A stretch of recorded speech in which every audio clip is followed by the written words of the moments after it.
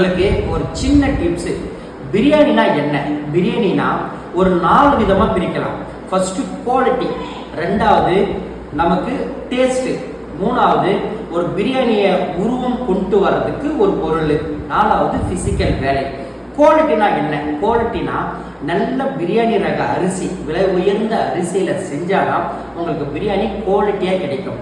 Taste, பிரியாணியில அதிக டேஸ்டோ பிரியாணி சூப்பரா இருக்குன்னு நினைக்கினாலோ எந்த அளவுக்கு குவாலிட்டி அரிசியில சமமா இல்ல கூடுதலா கறி சேர்க்கிறீங்களோ அந்த அளவுக்கு டேஸ்ட் கிடைக்கும்.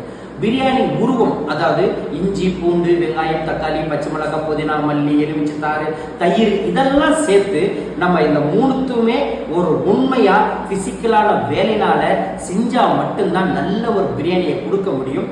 இதுக்கெல்லாம் தனித்தனியா உங்களுக்கு கண்டென்ட் போடுறேன். இப்போ vegetable biryani, 1 kilo vegetable biryani செய்யறீங்க, அதுக்கு எவ்வளவு தனி மிளகாய் தூள் போடணும்? 1 கிலோ வெஜிடபிள் பிரியாணி செய்யறதுக்கு 7 கிராம் தான் தனி மிளகாய் தூள் போடணும். ஏன்னா ஒரு கறி அந்த மீட் இருக்கு இல்லையா, அதுதான் உப்பு காரம் புளிப்பு மசாலாலாம் அதிகமா அப்சர்வ் பண்ணும். ரைஸ் அதுல இருந்து ஒரு 40% தான் உங்களுக்கு அப்சர்வ் பண்ணும்.